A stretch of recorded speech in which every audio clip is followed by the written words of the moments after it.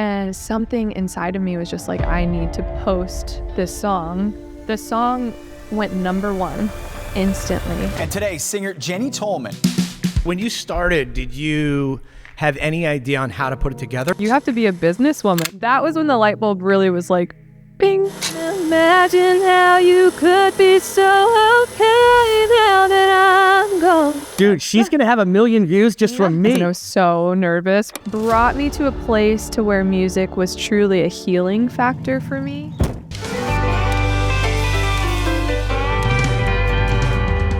On today's episode of The Exclusive Mindset, I have a very special guest.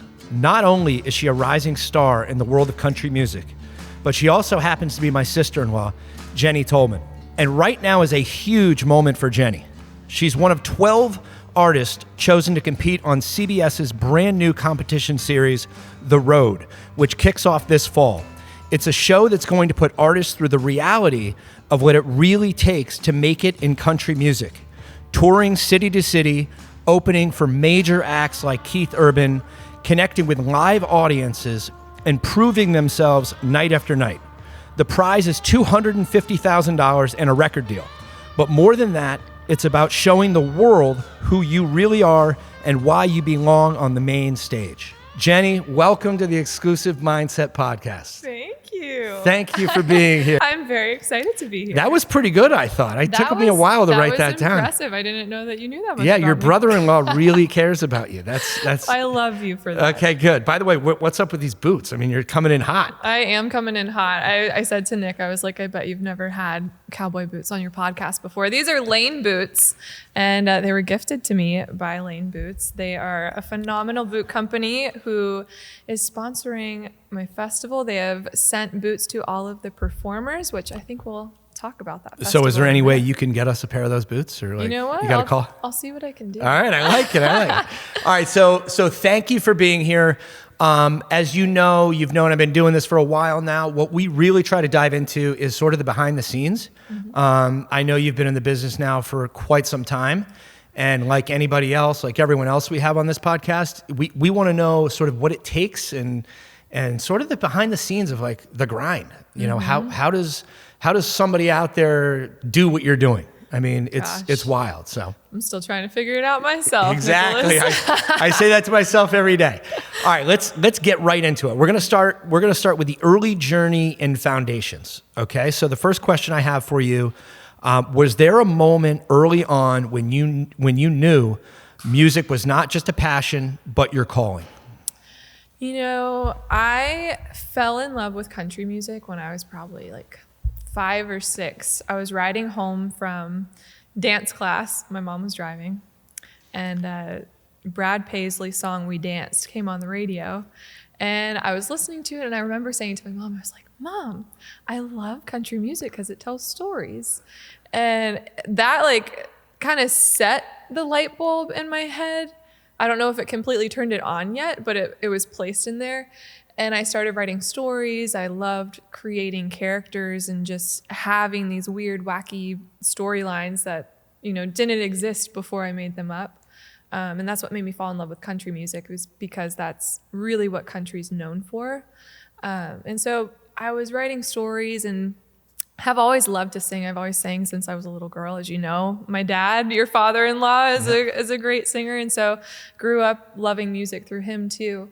But I never really put it all together until I was 16. I got a guitar for my birthday, and I was like, oh wait, I can do everything that I love. I can put it all together, and it's called being a singer-songwriter, and country music is that. And so that was when the light bulb really was like, bing.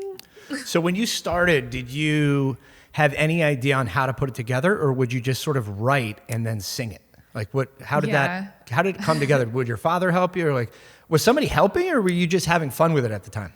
I was just having fun. You know, my dad really, he never wrote. He's a great singer, but creatively he never wrote his own music. So I would just kind of, you know, start with whether it was a character or a story that I was wanting to tell, or, you know, that's kind of the funnier side of what I like to do. And then there's a more emotional side where you're drawing from real life experiences. And I went through some tough times in high school, that really kind of brought me to a place to where music was truly a healing factor for me. I was in an abusive relationship, and it was just this thing where, you know, it pulled me out of a very dark place that I was in. I was in a very like self-pity wallowing place, and I was just writing these like just the most like depressing, sad songs you've ever heard. And finally something hit me one day where I was like, you know what?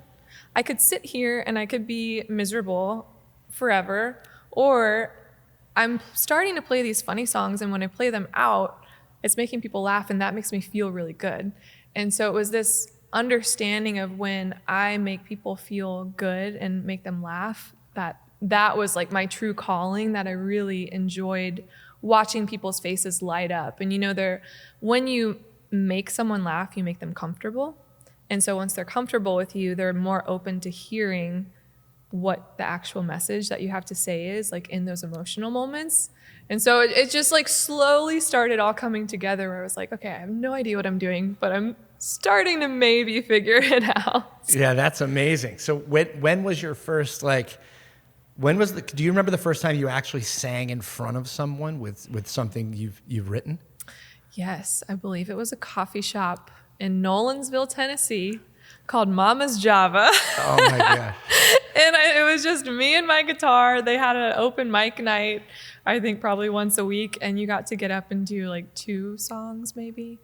And I remember I had invited some of my friends, and I was so nervous for them to see what they thought. And I had actually written a song. Now that I'm saying this, I've never talked about this story, but it's coming to me now. I wrote a song called Nolensville Road, which Mama's Java was on Nolensville Road. And it was just about like my friends and I all hanging out on Nolensville Road. So that was the first time I ever ventured into, okay, yeah, I've sang in front of people before, like cover songs, but this is my own thing, and is it going to go over well? Yeah, that had to be pretty scary. I mean, I could not imagine trying to do that. It's still scary to this day. Yeah. Like when I have a new song and I put it out, like there's one right now, actually one that I just released. It's called Maybe Next Month. And it's the scariest song that I've ever played. And not because like vocally, but just the message of it is terrifying to me, because it's a very sensitive subject matter. And we can get into that if you want, but there are certain songs where you're just like, this is very scary, but I'm going for it because I know someone out there needs to hear it. Yeah, there's somebody that's probably dying for it. Yeah. So, growing up in Nashville, what has shaped your perspective on what sort of making it in this industry looks like to you? Gosh, well, growing up in Nashville is interesting because you really, at least myself and probably Katie too, my sister, I don't think we realized where we were growing up at the time. And you know, Nashville was kind of growing up at the same time as we were. Because nowadays you say Nashville and everybody's like, oh my gosh, that's the coolest city in the country. Yeah. And everybody wants to go there. Everybody wants to visit. And everybody loves country music now. When we were growing up, it wasn't like that at all. Like we had cousins from Boston and they're like, oh, the hillbillies down in our hillbilly cousins down in Tennessee. And now they love country music and they want to come to Nashville all the time. But I think once I started getting older and once I myself started getting into the business, I was like, oh, okay, this is actually very, very cool that I'm from here and there's so much history here. And especially growing up with my dad, I was very fortunate to have him kind of guiding me, you know, towards certain things and also away from certain things that, you know, he had gone through that I didn't have to because he had experienced that, keeping me away from some seedy situations. But success in Nashville is such a broad term. You know, there's songwriters and you can be successful simply as a songwriter and not even a performing artist. You can find success as an artist on a major label or as an independent artist.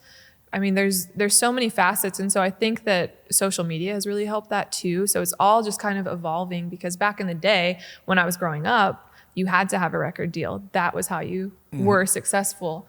Nowadays, we have social media. We have so many ways to reach people like this podcast, and you can create your own success through that. And so it's it's kind of a blessing and a curse because there's no one way to do it, right? Yeah. And it's really everywhere in Nashville. I mean, Yeah. even when I'm driving around with you guys, it's like, oh, here's where so-and-so lives, or here's this studio. Right. I mean, it's just consumed. Yes, we are Music City. Yeah. Looking back at the first sort of few years of you getting started, what were the biggest surprises that you've sort of seen in the industry? So meaning when you started, not from when you started singing and writing, but like when you started getting into the business, like what has surprised you the most about those first years? I think that it is a business, you know. In my mind growing up, you're this little girl, you're like, oh, I want to be a singer and I'm just going to sing and that's what I do. No, you have to be a businesswoman. You have to be, you are building a brand, you're building a career in a business and, branching out from music. Obviously music is number one and is what's driving you, but you start talking about social media, brand deals, clothing lines, food, restaurant, like all these different branches that are coming off and investing in different parts of your brand. And that was definitely news to me of like, wait a second. Yeah. I'm a creative. Like, I don't know what this is. You're like, I just want to write great music and perform, but you mean what like do you I don't mean? just get to like sing? I mean, I will say, just from being around you guys for so long, I almost only see the business side of it because I'm obviously not at every show. Right. I mean, it's almost like 90% business these days. It seems like It's wild. Oh my gosh. No, I say like I am a social media manager, content creator who does music. Because that feels like the reality of the day. Totally.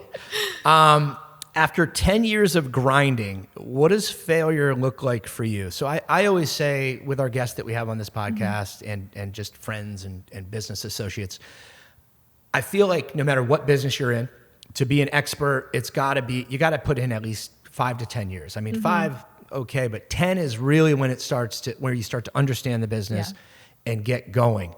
So what does failure look like for you? Like you're obviously amazing at what you do. What does it look like? I would say failure looks like when you stop trying. I don't think you can fail if you keep trying. I think every successful person in the history of the world has failed more than they've succeeded.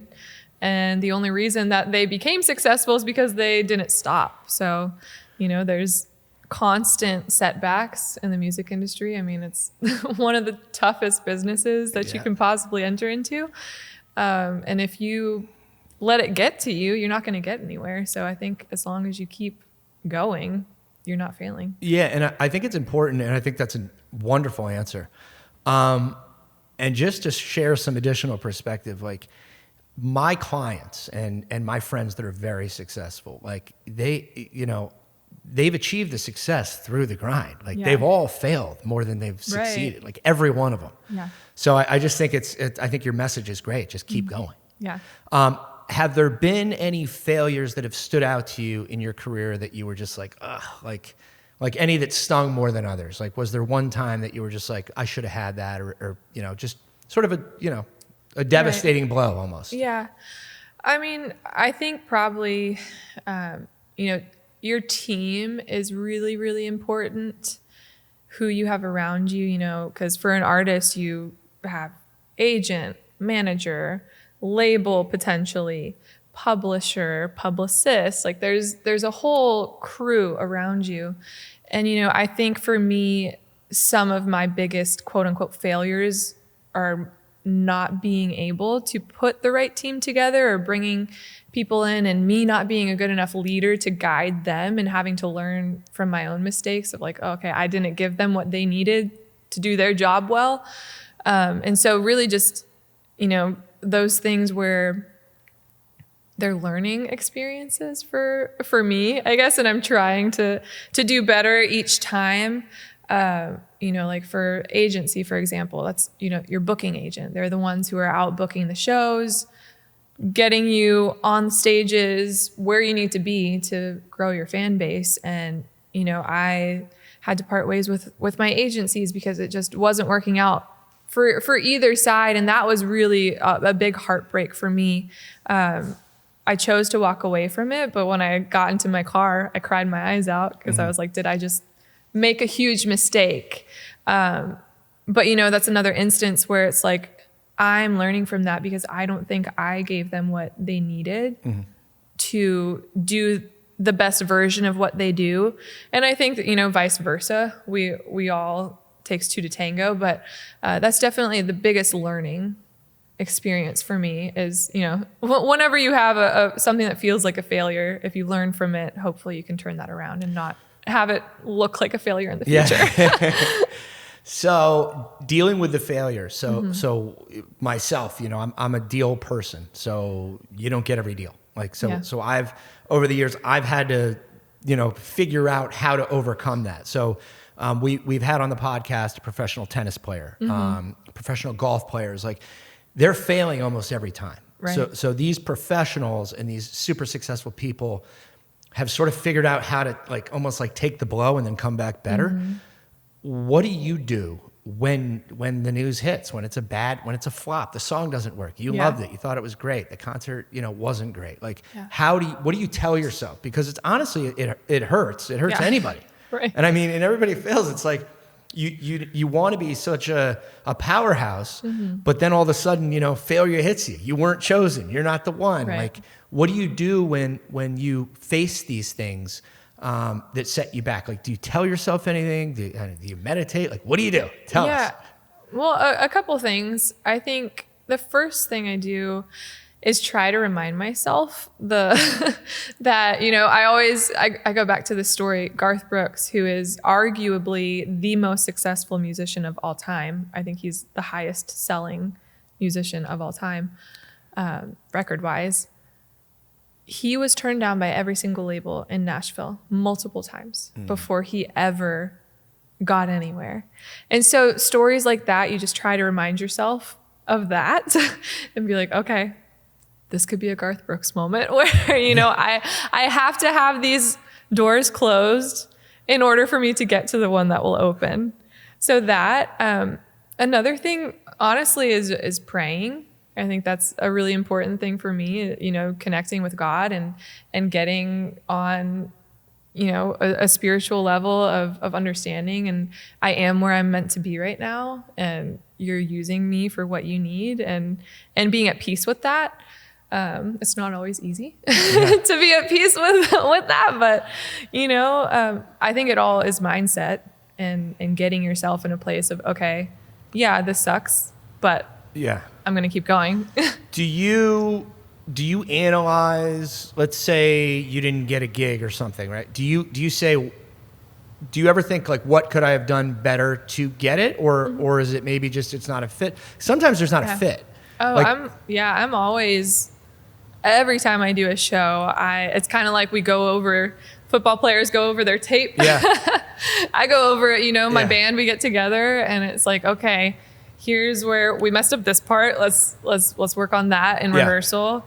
Can we add in a cool stage move here because we kind of lost the audience in this verse. It kind of fell flat. So, always just going over, okay, how can we make it better? How can we bigger, brighter, sparklier? That's amazing. More entertaining. Look, even if it was never going to happen or not meant to be, I think sometimes it's good to just say, okay, take the loss, but what could I have done? Right, or was exactly. there something I could have done? Yeah. I try to do that myself. And Yeah. by the way, this whole business thing, right? It's like nobody's perfect. Yeah. It doesn't matter how successful you are, Right. what stage of life. No. It's everyone is the same as far as success and failure. Yeah. So it's And you just one of never those- know what's around the corner. You never know. No. That's the coolest things I feel like have always come from out of the blue, not something you were chasing. So out of all these years that you've been doing this, have you ever said, all right, I'm done. I'm not doing it. Oh, yeah. Yeah, I understand. Absolutely. Oh my gosh. But you know what? Every time I've done that, or every time I'll say, I've never officially been done. I've been very tempted to be done. And I've said that I'm thinking about being done. But every time. It feels good to say I'm done, doesn't it? It does. I don't know. It gives us some like I'm sense done of with power. this. Yeah, I'm done with this. Forget it. I'm out of It gives us here. that control that we need. I quit. But Feels good. every time, it's like clockwork. Something falls out of the sky. Yeah. And it's just like this little nudge from God being like, nope, you keep going. Totally. Like, this is what you're here for. This is what you're going to do. Just got to keep trucking. Yeah. Here's an interesting one. And I always think about this. I thought about this for years in my business. So how do you handle when you see someone else, and I'm just going to throw it out there, that isn't half as talented as you are, that somehow blows up. Yeah. And all of a sudden, they're on the main stage. They've got everything. Yeah. And it's so prevalent because you don't hear about everyone who's lost. And it's just like my Right. business or any business. You only hear about the success. Yep. So is that difficult at times for you to just kind of sit there and say like, whoa, Yeah. you know, like, For sure. I mean, I'm a human. So, I mean, when I first stepped into being an artist, I had a lot of problems with comparison and just, jealousy and trying to figure out, like, wait a second, like, what's going on? I thought that I was really good and I'm working just as hard, if not harder, and, comparing and all that stuff. But I think that what's helped is if you put into perspective, I'm like, okay, maybe I'm better at them in this aspect, but they're doing something better than me, and I have to figure it out. Like, they either have a better team that they've put together that's working cohesively and they're a better leader than I am, or they're better at, they're doing something right to have this level of success. And so what can I learn from that? And instead of the jealousy and the comparison, and also just being happy for other people gets you really far. it's a tough one. It's a tough one. It is.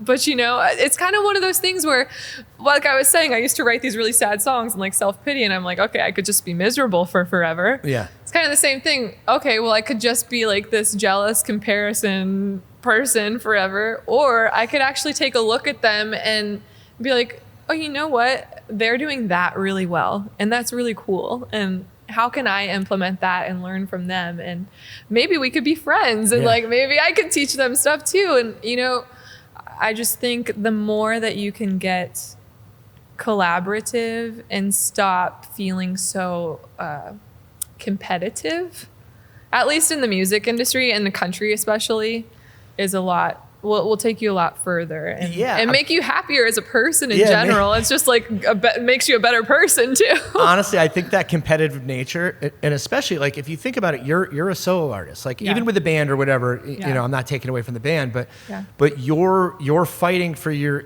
don't have a crew, you don't have a team, you're not a football team. You're really the lead, so it's hard, and you have to have that competitiveness. Yeah, you do. I went through the same thing. It's like, you're really going to go with that person? Yeah. But there's obviously something about that that was appealing. Right. So rather than just like kick it off to the side and get frustrated, I think your perspective and the way you're handling that is amazing. And I think a lot of people can learn from that, myself, anybody. Yeah. It's okay, well, what are they doing? Yes, I'm a little, bummed I didn't get it, but it's a very good thing that you just said. I think a lot of people, especially if they can start young, to implement that would be incredible. So it's a harsh reality, but so many like negatives that we perceive, we can turn into learning. And studying and like, okay, I don't like that. Why do I not like that? And what's it? Because it's showing me something about myself that is not like that, or that's not ready yet, or that I need to work on. And so it's kind of that thing of like, okay, what are they doing that's better than me? Totally. And how do I do that? And I think it's hard because the more successful you get, which you're you're obviously, very achieved in many different ways. We're working on it. There you go. But it's like, it's harder to do that the more successful you get, because you start feeling entitled. Like, look, I work so hard. I've done this amount of gigs, or I've done this amount of business. How could you possibly go with somebody else? Or so it's how long did it take for you to sort of start acting that way, and how did you learn that? I think that's one of the most important things we can talk about. Yeah. Well, I think I'm still learning it. I think I still have to, practice it daily. Because like I said, those human instincts will always come out. But honestly, once I had my son, once I had Bear, I feel like something in my brain switched of like this ego kind of didn't turn off, but it almost like adjusted itself to where it wasn't solely just this like jealousy, comparison. It was this like, oh, wait, I need to be better. Mm-hmm. How do I do that? Because, like having a child now, you're like, okay, how do I be better for them? And, it just like lights a fire in you that wasn't there before. Totally, yeah. And so I'd say definitely over the last like 2.5 years that he's been alive, it's just kind of changed my perspective on how I view people in general. Because you start seeing people and you're like, oh, they were a baby once too, like my baby, and my baby's gonna grow up to be a human, like not a human, grow up to be an adult. He's already human. and thank you. And function in society, and just kind of opens up this whole new world of how you perceive people. Totally, yeah. Well, that leads us right into sort of our next topic here is balancing music, life, and wellness. So, given that you have your son, you have your family. How has balancing real life with this career changed the way you're approaching things? You kind of just mentioned it, but now it's the whole thing's kind of changed a little bit. I mean, for me, for everybody with families and events that change. So how has that changed for you? I mean, it's definitely shifted my focus towards, okay, how do I create success for my family, for my child, for his future? I think anybody who has kids has felt that, as soon as they come into the world, you're like, oh, I get it. It's not about me. Yeah. It's not about me anymore. And it's about this legacy that you're creating and leaving behind, and what you can teach them and bring into that. And so, it's hard. It's hard going on the road and leaving him and not being able to be around him 24/7. But I just have to remind myself, okay, well, this is for him at the end of the day. And it's also for, what I do as an artist. It's historically been frowned upon to have a family and to be a mom and to talk about that as an artist. When back in the day when women had babies, they weren't supposed to talk about it. They weren't supposed to let people know that they even had husbands, because then you weren't going to be desirable to sell music. And thankfully, that narrative has shifted quite a bit. I think a lot due to social media. You can't get away with a lot of stuff anymore, but also people like women at home, like who are staying home with their kids, they're on social media a lot more. They're some of the biggest consumers of music and social media, and especially country music. They love seeing families on the road, and they love seeing that these artists can have families, can put out this music that they love. And having that family allows you to sing about things that they relate to. I couldn't sing. I could pretend, but I like to sing about things that I know, because you're going to connect with it more if I truly believe it. So it definitely has, broadened my scope of what I get to say, what I get to sing, who I get to connect with. So it's hard as a mom, but it's nothing but a blessing. So to just piggyback on that a little bit, for the mothers out there, whether you're a country music singer, in the finance world, what did you have sort of, when you made that initial transition, was there any like guilt of like, why am I doing this when I have my beautiful young boy at home? Like, did guilt come into play at all, or? For sure. Yeah. Yeah. I mean, I still have it to this day. Like I'm sitting here doing this podcast with you. That's okay. He's in good hands. I know he is, but I'm like, I didn't say bye to him because I didn't want to upset him, and I'm feeling guilty about that. It never goes away. But I think, once again, going back to the mindset and knowing your why, knowing why you're doing this, and that it is for him in the end. And honestly, he is so lucky he gets to travel with us pretty much everywhere. It's really a blessing being an artist, because you get to nobody tells you what to do, and so if I want to bring my son, I can. I need to make the logistical adjustments for it, but I get to bring him places.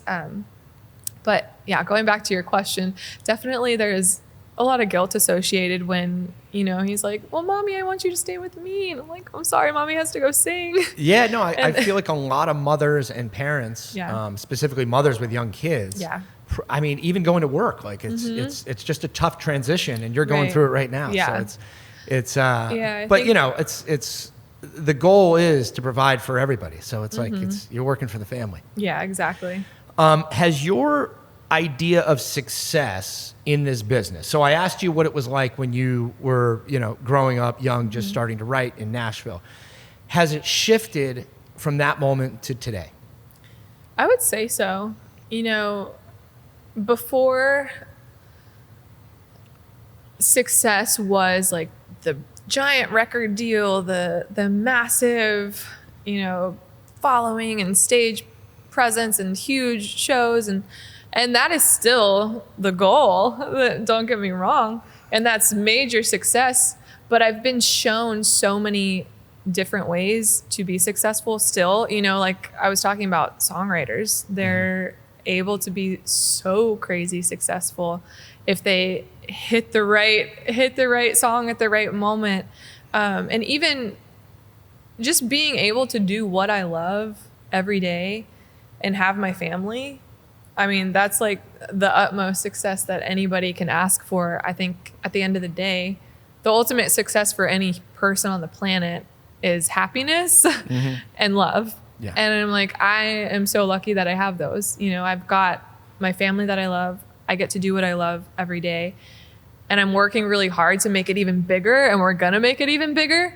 But I mean, I am successful, if that's all I ever do. Here's a good one. So this is an interesting one. If someone close to you wanted to chase a dream this tough, what would you say to them? Don't do it. Nicholas, who are we talking about? Yeah. Oh gosh. Well, you know what? It's funny you asked that. The because- reality. What's the reality? Right. Like when I first was like full on, I'm going to do this, my dad, he looked at me and he was like, are you sure? I could see it. And I was like, yeah, what are you talking about? Like, why would you ask me that? Like, kind of annoyed that he would even ask me that. And now that I have my son, I'm like, Yeah. I get it. Because there is this part of you that's like, oh, it is so hard. It's such a painful industry, but it's worth it if you can do it. I mean, I think if you've got the talent, you've got the drive, you've got what it takes, then I would encourage them. I know Bear right now, my son, he's a drummer and he's already drumming at 2.5, and it's like scary. Yeah. And he's really good. And I'm like, oh no, not a drummer. Cause that's like you have to the say stereotypical bad boy musician. Of course. No. You got to say, don't you want to work with your Uncle Nick? Yeah, right. Don't you want to be in real estate? Nice, like steady, calm. Well, I like, wouldn't maybe say not. that. Maybe not. Yeah. Have you met me? Yeah, that's true. But yeah. No, but it's a grind. I mean, I see you doing things that are just like I could never do. Like most people couldn't do. Like 99% of people can't do it. Like when you're on the road, waiting around all day, and then like turning it on at like 9 o'clock at night, like to start your day. It's like, but it's you know a what? hard For work. me, that's like it's fun. See, that's amazing. Like I love that's my favorite part of it. Like I do all the extra stuff just so I can get on that stage. Like That's amazing. It's what I love to do. And so I guess my answer would be is if they love that, then yes. If you're dreading that, then no. Yeah. And I guess, I mean, how do you know if you love it? I mean, you knew you like. I mean, you just have to. I think you have to like, do it, and you have to try. have mentors. Like you have to Yeah. understand like what. Like that's why this podcast is great for all the people out there that are looking to get in any business, specifically music. Yeah. It's not, you're not just playing the guitar. Singing. Yeah, no, it's not pretty, and that's what I mean. I don't know if you want me to talk about the show yet, but that's what. Give it a minute. Will you? Okay. then I'll find a different answer. Yeah, and I mean, I've had some really great mentors. Jeannie Seeley, they call her the queen of country soul. She just recently passed away, but she was the most incredible mentor to me. She is the most performed artist on the Grand Ole Opry of all time. She performed over 5,000 shows on the Opry, like unheard of. And she is just, she had so many good stories. And one of my favorite quotes from her, she goes, she had this real raspy voice. She's like, Jenny, I knew who I had to sleep with to get in this business. I'm just trying to figure out who I need to sleep with to get out. So, but she was such a showman, and she had just she would take me in her closet and let me pick out stage pieces of hers. And, just getting that fuel from someone who is, her whole life has been that. And having them believe in you too, that says a whole lot and gives you a whole lot of confidence when you're doubting yourself. Yep. I think you're so right. Having a mentor that is, in it and knows how to kind of scope you out a little bit and test you. Yeah, and I think what you mentioned social media early and everything. Yeah. It's so nice to actually be able to have, like, before you had to have a mentor like your father, or I had to have my mentor that was right there, which is always amazing and it's a blessing. Yeah. But I feel like you can, with technology now, you can almost access a mentor even That's though true. it's not your mentor. Yeah, you that's can really true. study on that person, watch them, read their books, listen to them. That's a So good point. it's very important to have, though, Yeah. for sure. Yeah. Well, one thing's for sure, your life is definitely going to change, and this is coming up Like 3 weeks. that's insane. I know. That's insane. Oh my This is going to be gosh. so fun. So it's all coming together. So Yeah. that's absolutely amazing. The story, it's incredible. You're absolutely crushing it for where you are. Thank you. You just got to keep going, and this show is going to be unbelievable. Yes. So- I'm very grateful and very excited. Absolutely. Am I going to be able to get you to play a couple songs or what? We'll see. We've been talking for a Let's while. do it. Let's see if I do have a it. voice. All right, let's do it. Whoa, Seth All Zaluski. I don't Let know me, how to use that at all. Let me make sure it's in Are tune. you? I hope you're singing to that thing. Don't sing to me. Pretend I'm not here. Well, no, I'm gonna do your. I'm not favorite. looking you right in the eyes. It's awkward for me. I'm gonna do your favorite song Okay. because I heard that it was this. Yeah. I got my driver's last week. Oh shoot. Okay, hold on. Ready?